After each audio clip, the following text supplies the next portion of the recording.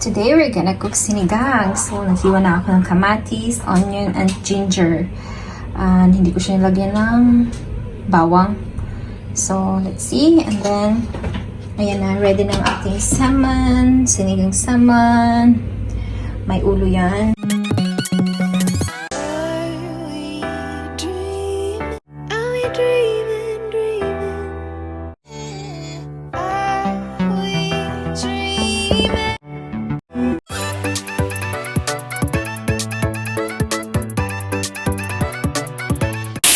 Let's cook salmon for today.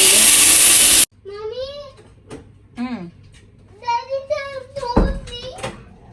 For our sinigang vegetable, we have lady's finger or okra, and we have this green beans or sitaw, and we have this white radish, and of course, ating pang sinigang na sili.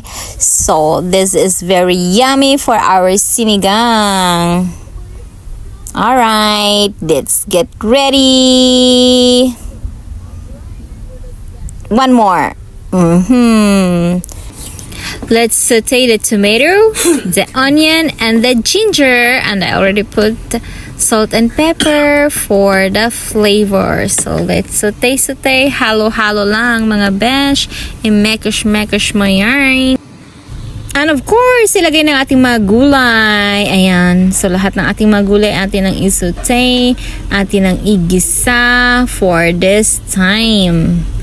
Naman, excited akong kainin ang sinigang. So, ayan, nilagyan ko na rin siya ng water para kumulo.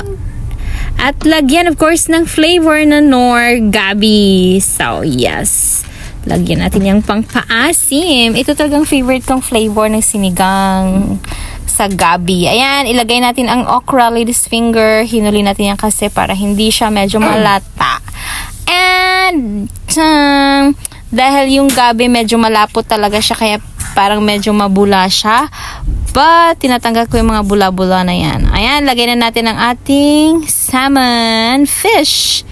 So, yan, konting tiis na lang at matatapos ng ating sinigang. Makakain na rin tayo.